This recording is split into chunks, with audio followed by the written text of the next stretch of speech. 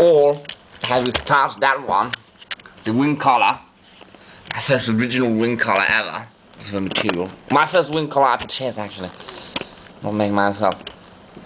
I restarched it, and I did have the acetate ones, but they're not originals, pretending to be solid. I will not have them here, but anyhow, I restarched it 6 times, which is actually more than I had expected to restarch it. Because it may contain some, I think this contains some cotton, simply, really, and that's the reason for which these can never be as heavy and stiff.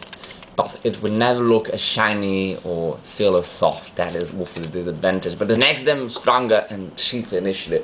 So, and I guess this might have been older, and that's for with more for an evening color. No, not older, newer. And in the 1920s and 30s and even 40s, when they would wear evening wear, especially the starch variety, because they were almost never wearing any starch things, especially bosom, then it was super stiff. That is the reason for which they favored the pick bosom and calf and even collar in some instances, and thick bow ties and like the firewalls of the 19th century, because when very heavily starching with bird as the British mode, they become super dense, like my early 20s shirt, which has a 4-layer, not 3-layer, 4-layer bosom. The back piece is a thick linen, like the same linen to put on the thick linen collars. And the front piece is very even thicker, peak. And then some thick interlinings, 2 plies of thick interlining, the center of the cuffs. And take it stiff and hard, and not that far off from the cellulose ones, it was even stiffer than that. And when they still did not want usually a peak collar, some did, but we did not want it because it shared that texture, it was not soft, it could not really be shiny. Well, then they did have to put some cotton, even expensive cotton. Not really to make it last long, because if anything, they care less about it lasting long. The people who wore that, they had more, and especially in that decade, in the 1930s, 40s, they really had a huge mass production by them. It had entered into the postmodern era that we are now still in, and had the third industrial revolution. And it was more so that it could have the same super dense, super heavy, hard look, while still being a soft thing that kind of looked indifferentiable from the pure linen ones. But it was not so the case before, especially before 1920. And when they wanted a very thick collar, they simply added more plies, but this was a rare thing, and mostly in the United States of America, and this was a more novelty thing. Only some very fashionable fellas did that. Whereby they would have a 4-ply collar, even extending to 5, and in some very rare cases even more, perhaps up to 7, but even would have probably been more bespoke, made for very weird people. They had a fetish for hard collars.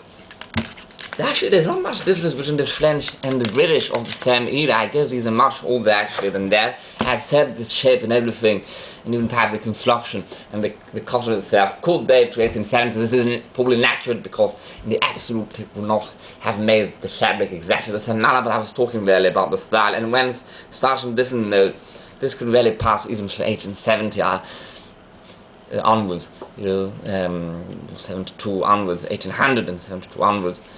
But also I guess the color was much newer and probably dated to after 1920, perhaps even the 40s. I would go with the 30s, because in the 40s they tend to be even lower, I think, and a lot of them actually piqué.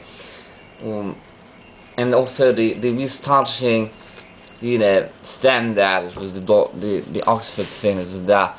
It looked a bit old-fashioned, I think, for the 1940s, but then again it was British. They might have kept their old British stamps, the British were by then more old-fashioned than the others. By that, after World War I, especially if it was in the 1940s after World War II, to enter into that thing whereby they wanted to be more old-fashioned than the others.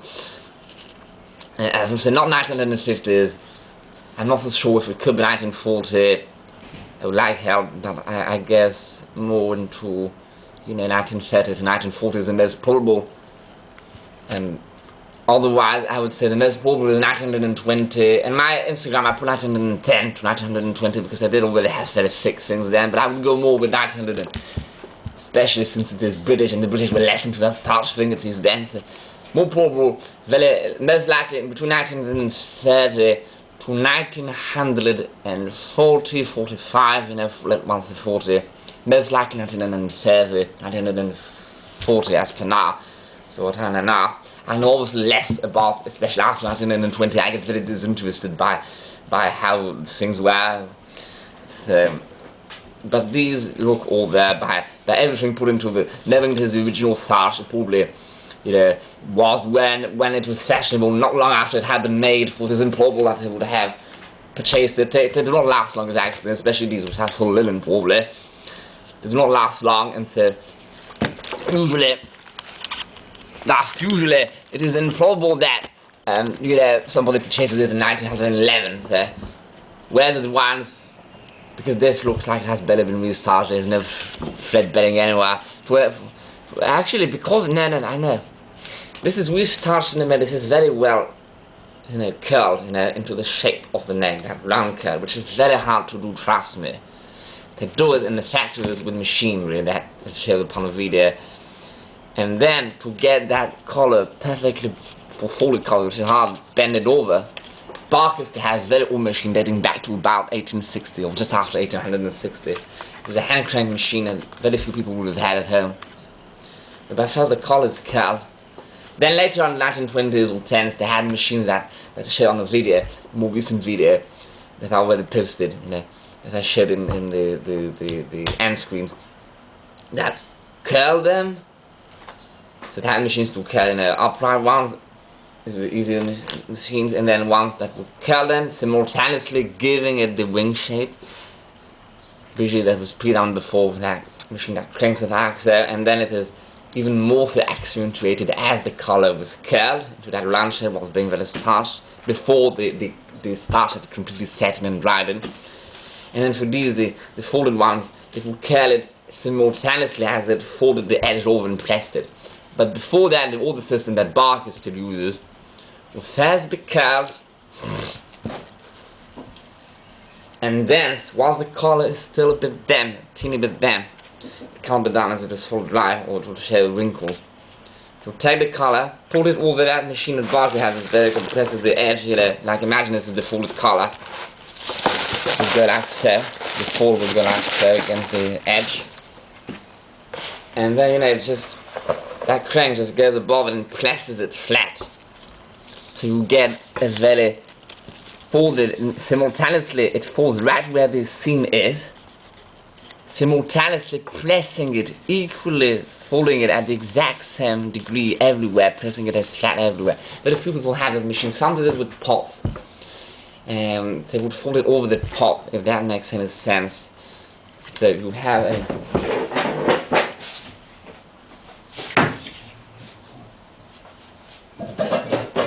it has to have a very flat edge, which is not curled or flipped over like that pot. I actually never did it, I should have, but I don't have folded collars to wear anymore. I mean, except for these, but I'm still molding, so I can't wear these. And imagine this is the folded collar, this fold here. The collar itself will go like so around the pot, which you can also iron it and curl it. It is very hard to do on a pot, really.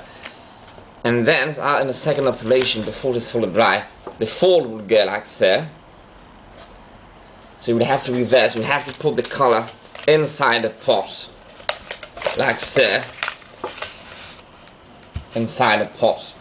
But that fold, see that fold, will be like that. I'm not going to do it for fold all around, and then one would press with the iron. It will sort of give the same thing, but it was an extra complicated step to do with this pot.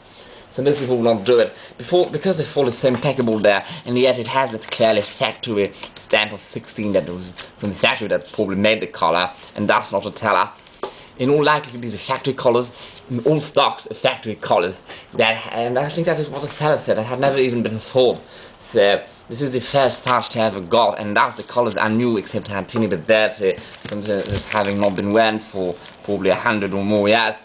Or a teeny bit less than 100 years. Well, that to say, yes, it is unlikely they would have purchased it. We started this once, and they wore this once, or never wore it, and then somehow it ends up here. If they had purchased it then, it would have been to wear it, and until it would be more thread by than that, and they would turn it and wear it more, until it would be completely dead, and they would reuse it to patch other things, just throw it away, or use it as a rag. So, it is so impeccably still, you know, shiny and well cut and shaped. Knowing that the seller unfortunately compressed them to ship them to me, but initially when they were on the photographs, you know, from the eBay ad, they had that perfect round shape like the celluloid one.